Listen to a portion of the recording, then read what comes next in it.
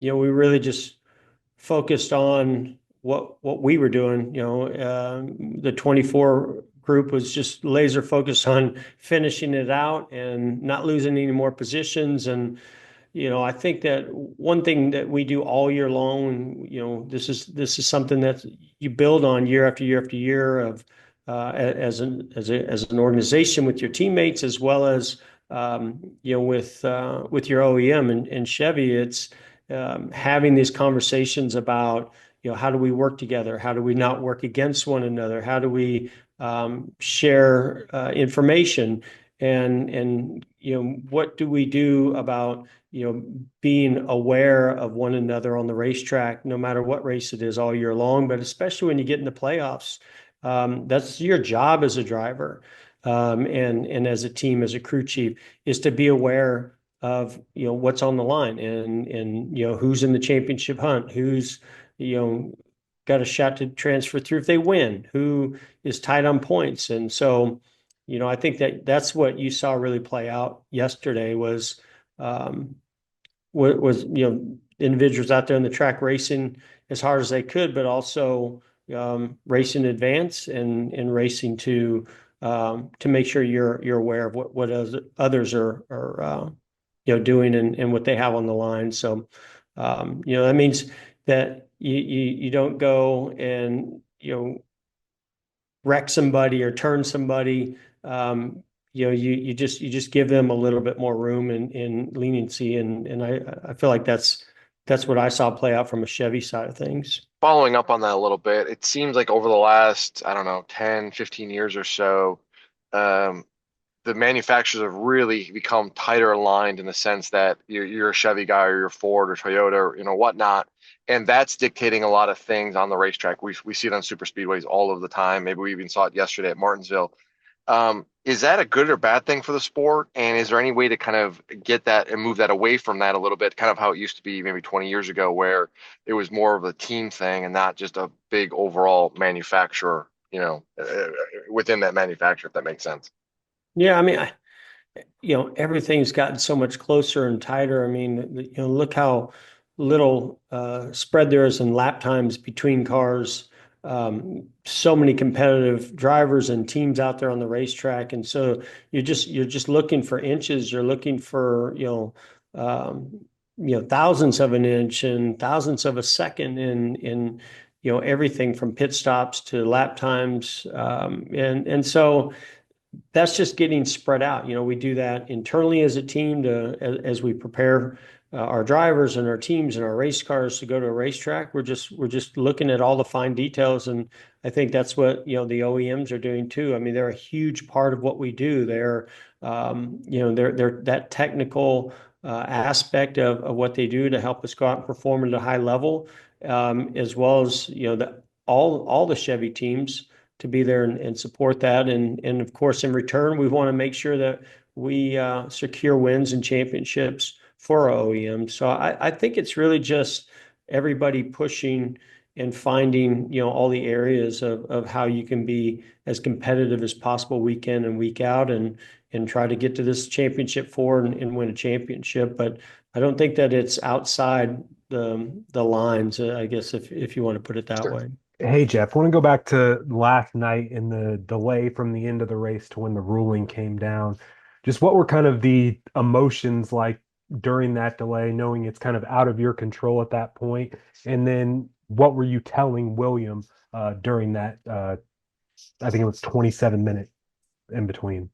Yeah, I mean, obviously immediately my focus went straight to just watching the 20 car ride the wall, and it looked like he was accelerating, even though it wasn't the same as what happened with the one car and Ross Chastain was a year or two ago. It looked very, very similar to me, and I knew that there was a rule change for that. So while there was disappointment that event went as long as it did under green at that time, when the 24 and the 5 had stayed out on tires, and we knew that they were just fighting to maintain that position. I knew the point situation, so obviously it was intense, and there was some frustration there. but we still felt like we were in a pretty good position until that last lap. And then when you saw, what happened with the 20 get loose and get up into the wall, obviously we were watching that intensely. And then when he rode the wall, I did feel like that that might play out, that NASCAR might have a ruling there. So it was really just those guys were disappointed. When I got to William and to Rudy, they were just disappointed because they felt like, they could have executed some things a little bit differently to not even be in that position. But at the same time, and I think also these guys just have a tremendous amount of respect for the competition, right? And the way something plays out. And I think that they were more focused on we don't even want this to kind of be a cloud over what's happening at the end of this race and going and racing in Martinsville. But we just let NASCAR look at everything and make their decision, and we just were patient and waited. NASCAR says there are more penalties coming. Wow. NASCAR on X announced at around 1 o'clock, NASCAR says we are looking at more, and we believe. Now listen, they didn't say there's more penalty coming, but they made a post.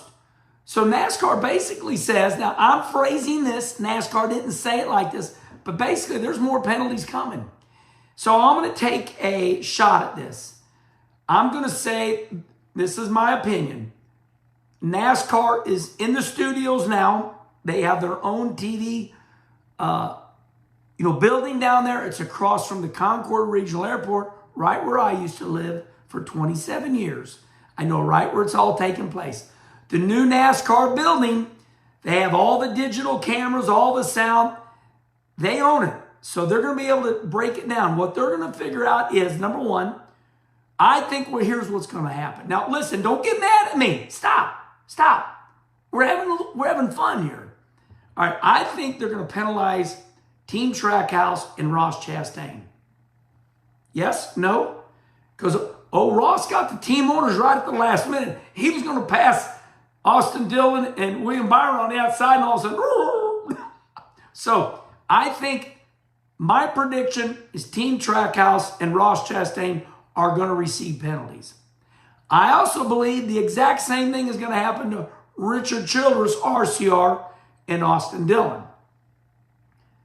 They manipulated the outcome of the race, and if you go on X right now, Bob Pockras has all the rules. It's right there. I don't want to hear it. Stop. I don't want to hear it.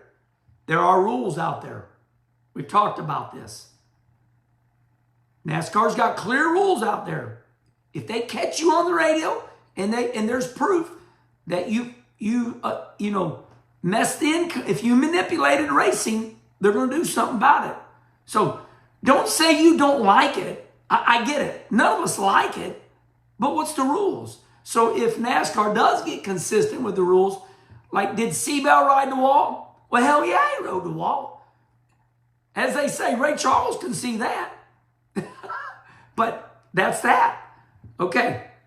You may not like the rules, but they are the rules. Now, we're going to end like this. Well, what about Bubba Wallace in 2311?